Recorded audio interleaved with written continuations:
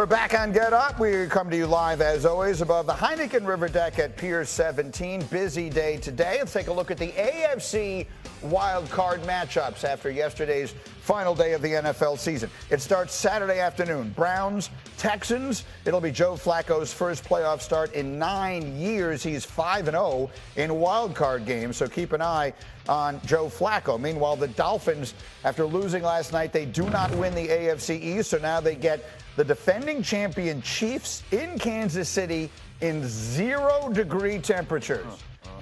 Nothing has ever worked out worse for anyone than that worked out for the Dolphins last night. And on the flip side, the Bills get to host the Steelers. These teams played in Week 5. Buffalo won by 35 points. That was the largest loss in Mike Tomlin's head coaching career. No one's fortunes changed more than the Buffalo Bills did. After a Week 12 overtime loss to the Eagles, Buffalo was 6-6. They had only a 22% chance to make the playoffs.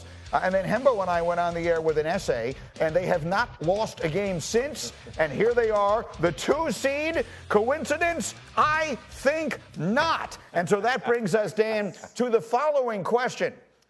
As the Ravens have been the best team. They 100% deserve right now to be the favorite. They are, in fact, an odds-on favorite right now to win the AFC Championship game. But in your mind, who is the biggest threat to them as the AFC playoffs begin? Yeah, it's Buffalo. It's been Buffalo long before that you went on that rant, Greeny. It's Buffalo, and many reasons why. Number one, I do think the defense is athletic and creative enough. But does everybody remember? Like, you're not going to beat Baltimore with good quarterback play. You are going to beat Baltimore because your quarterback does some ridiculous stuff. Okay? Does everybody? First of all, go back to last night's game. We're glossing over 412 yards on the road with the number 2 seed on the line. We're just pretending like that didn't happen. The guy was the best player on the field. Everybody remember what he did on the road against Kansas City 3 years ago or 4 years ago? Everybody remember what he did against New England in the playoffs? I mean, Greeny, there's 2 quarterbacks in the history of this game, okay, in the history of the game that have thrown the ball at least 300 times in the playoffs, and they have 4 more touchdowns than they do turnovers in those playoffs. One is Patrick Mahomes. The other is Josh Allen. Yeah. The only way you're going to beat Baltimore is your quarterback puts on an unbelievable performance. I give Buffalo the best chance. No, there's no question about it. Josh Allen has, in his playoff career, people talk a lot about last year and the bad game they played against Cincinnati, and they did. Got beat at but the reality is, last year. Josh Allen has 17 touchdowns and 4 interceptions in his postseason career. And so when we talk about biggest threat, you guys are riding Cleveland. Yeah. Mine, our director, Cindy Morello, who's a member of the Bills Mafia, you could have just put Josh Allen's face under my name. This is not about the team. This is about one guy. Josh Allen can beat the can beat the Ravens because he can beat anybody if he plays his A game. Well, I don't doubt that, but I mean, he's my favorite player in this entire league. But you're going Browns. I'm going the Browns because the Browns play great defense. We just talked about it. The Browns don't even give up 15 first downs a game. You're going to have to stop the Baltimore offense. Right. I think Cleveland can do that. And we've seen it. They got to win against Baltimore already this year. So, yeah, I think, look, it's not going to be easy. I think Baltimore is clearly the favorites to do it. But if somebody's going to knock them off, I think it's Cleveland. Yeah, I feel the same way. It's about Cleveland's ability to play defense. And I think to Dan's point, you're not going to play conservative, smart quarterback and beat the Ravens defense. But Joe Flacco falls in a similar category as Josh Allen, that sometimes he blacks out. So I think the idea that they have a defense that can keep the game close. I don't see the Bills defense as well as they've played recently. They don't have a Myles Garrett. They don't have a player like that over there. And they do not have a defense that can play tight man coverage the way and require Lamar Jackson to be incredibly accurate through the course of an entire game. The Bills can't do that. And so I think you're going to need less out of your offense if you have the Bills. And I think that Joe Flacco is capable of also having a big game. So I don't think either team is going to beat the Ravens. But if I were the Ravens, I'd much rather play the Bills than I would. For what it's worth, the Flacco Browns did not play the Ravens this year. When those two teams met, I was looking it up here. It was Ravens beat them 28-3 in early October, and then when they met again in what turned out to be Deshaun's last game, remember they came from 14 down 14 at the end straight completions to win at 33-31, and then that was it for Deshaun Watson. Dan, quick final thought before I run on to something else. Yeah, Cleveland's got to go on the road and play Houston. That's going to be a big-time challenge. And I agree, like, their defense is great, but I do think that Houston can get some man-beating concepts. And the matchup is going to be Nico Collins versus Denzel Ward. It's going to be great. I cannot wait to watch C.J. Stroud. I'm not giving them that win. I think that's going to be a good enough challenge for them. I just know this. This team, Buffalo, sat at 6-6, and everybody in the world wrote them off. Everybody on TV and everyone else said, you're not making it. They're the 2 seed. You're going to go into Buffalo and knock off that football team. That's a big task. 100% right. And once again, everybody except Hembo and me, because we had that exactly right. All right, I want to clear up one other thing that happened in the NFL yesterday, because I know a lot of fans are wondering about this. So Falcons Saints, the game is over. New Orleans has won, and they score this late touchdown out of victory formation. And when it was over, Arthur Smith, who was fired hours later, winds up going crazy. I'm sure you've seen it by now. He's screaming and yelling at Dennis Allen as they meet to shake hands. And if you're I don't know that you need to be a lip reader to understand the things that he's saying. Dennis Allen and Jameis Winston explained what happened afterwards. That was not a play that we intended to run down there to finish out that game. That's not who we are. That's not how we operate. We should have taken a knee. So I want to apologize to them. Well, I apologize to DA because the play was victory. But I also explained to DA that it was a team decision.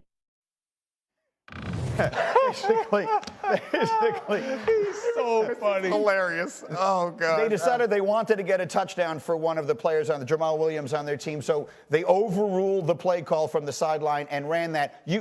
All the fans are wondering, is it Bush League to score a touchdown in that situation? What's the answer? So normally I would be on the side of the Saints and say, if you don't want them to score, then stop them. But I will say that one thing that the Saints did that I didn't appreciate was the lineup in victory. Because if you line up in victory as an offense and the defense like shoots and plays incredibly hard, I'm going to be upset if I'm the offense. So don't line up in victory and signal to me. Go ahead and get in the I formation and run it right at them unless you got like some pre-existing beef. All right, the pre-existing beef is a great story. We'll get to that as we go because Rex Ryan will tell you one of the great meaningless touchdown stories. Oh, this is your dad. That Fake certainly is the Cowboys. big spike right there against Dallas. And why did he do it? Why? Because it's Dallas, for goodness sakes. You're Philly. They rubbed his nose in it in the strike. He came back and he told Landry to his face, I'm going to get you back. Because they had played half the starters came back for Dallas. Philly had guys like me playing. Well, this is the first game after the strike. So you love it. Why do the Philly fans still love my dad out there and talk about him? Because of that. He doesn't care. He's going to rub your nose in it. I think it's terrific. And, but yeah, no, it's complete Bush League, though. that somebody else's dad called it. My dad did it. It's cool as hell. He told. Chào mừng các bạn đã đến với kênh YouTube của mình. Video ngày hôm nay mình sẽ tô màu bức tranh con cừu con để gửi tặng các bạn. Và mình mong rằng các bạn hãy ấn like và đăng ký kênh ủng hộ mình. Mình cảm ơn các bạn rất là nhiều.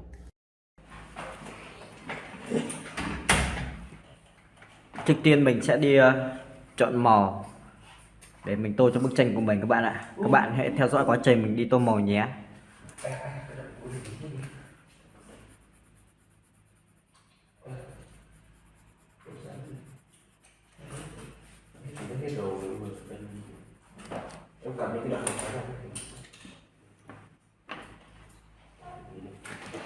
Bán vào đây, cái đầu sinh nó bán cái đầu sinh bán lên gì này.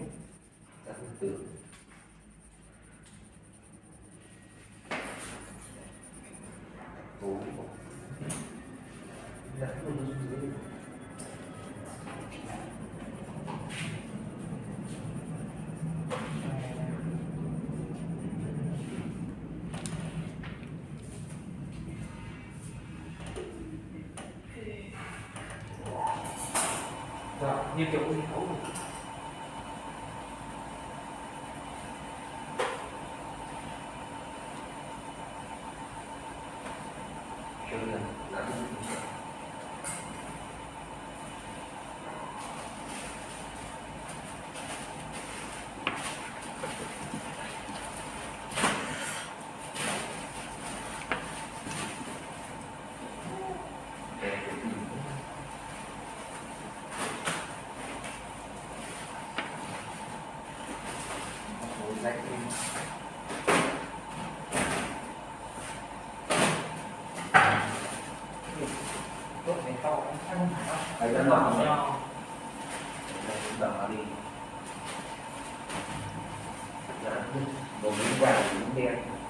bắn là dây à, tím về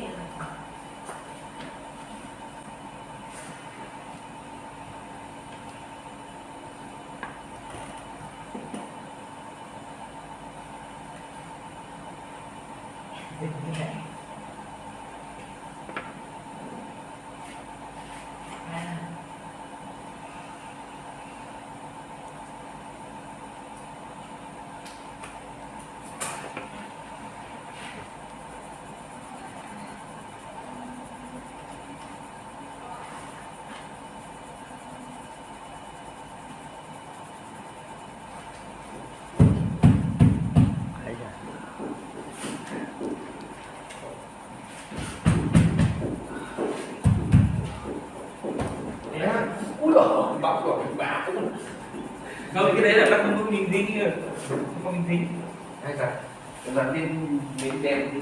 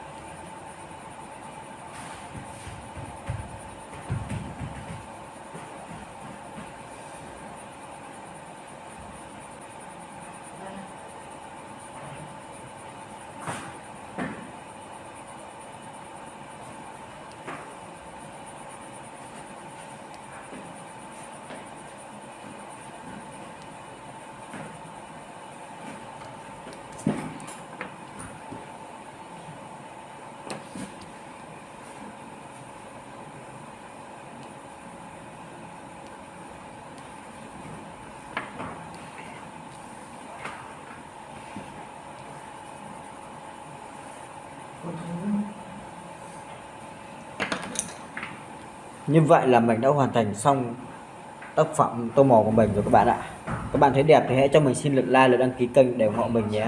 Mình cảm ơn các bạn rất là nhiều. Tạm biệt các bạn.